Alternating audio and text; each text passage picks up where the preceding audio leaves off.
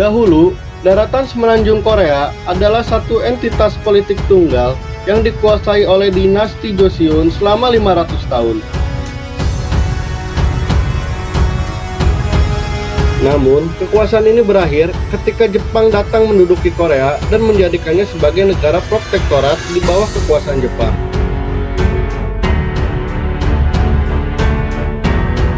Di akhir Perang Dunia Kedua atau tepatnya tahun 1945, kota Hiroshima dan Nagasaki dibom atom oleh sekutu.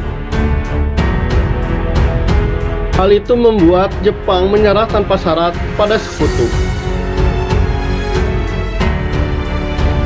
Kemudian, Korea untuk sementara diduduki oleh dua negara adidaya, yaitu Uni Soviet dan Amerika Serikat, sebagai pemenang Perang Dunia Kedua, dengan tujuan untuk membantu mempersiapkan kemerdekaan Korea. Namun, karena ideologi antara Amerika Serikat dan Uni Soviet yang berbeda, membuat mereka sepakat membagi Korea menjadi dua bagian untuk sementara, di mana Uni Soviet menduduki Korea bagian utara, sedangkan Amerika di bagian selatan. Kapitalisme Amerika dan komunisme Uni Soviet mulai mempengaruhi kedua wilayah Korea tersebut. Pengaruh ideologi ini membawa perubahan besar bagi Korea di kemudian hari.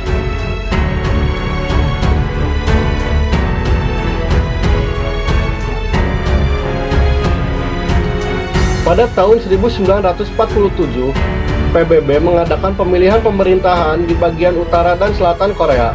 Namun, pemilihan ini tidak berjalan lancar karena Uni Soviet memblokir sistem pemilu di bagian utara Korea.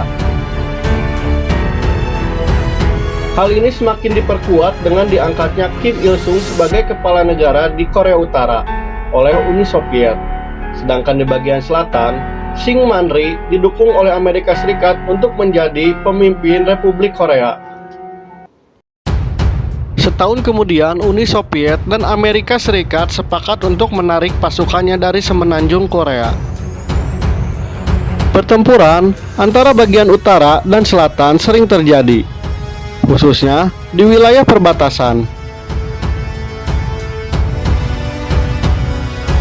Pada pertengahan 1950, Korea Utara beserta Uni Soviet menyerang Korea Selatan untuk menjadikan kedua wilayah ini sebagai satu bagian di bawah ideologi komunisme.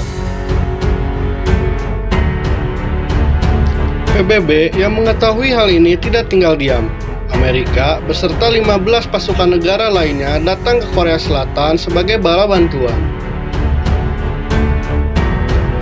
Pertempuran berakhir dengan genjatan senjata yang akhirnya memunculkan zona demilitarisasi.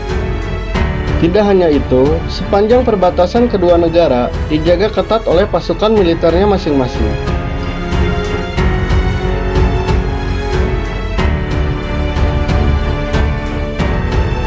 Kini Korea Selatan dan Utara telah menjadi negara yang berdiri sendiri. Korea Selatan yang dikenal dengan budaya K-pop dan pertumbuhan ekonomi yang pesat. Sedangkan Korea Utara yang dikenal sebagai negara terisolasi dengan tingkat pertumbuhan ekonomi yang rendah. Tidak hanya itu, perbedaan ideologi kedua negara ini masih bisa dilihat dengan sangat jelas. Sampai sekarang, kedua negara tersebut belum menandatangani perjanjian damai. Dengan kata lain, Korea Utara dan Korea Selatan masih dalam keadaan berperang. Itulah mengapa pemerintah Korea Selatan sampai saat ini mewajibkan warga negaranya untuk mengikuti wajib militer, karena mereka takut akan serangan tiba-tiba dari Korea Utara. Oke, itulah alasan mengapa negara Korea terbagi menjadi dua bagian. Intinya, karena campur tangan dua negara adidaya yang menyebabkan Korea terpecah menjadi dua.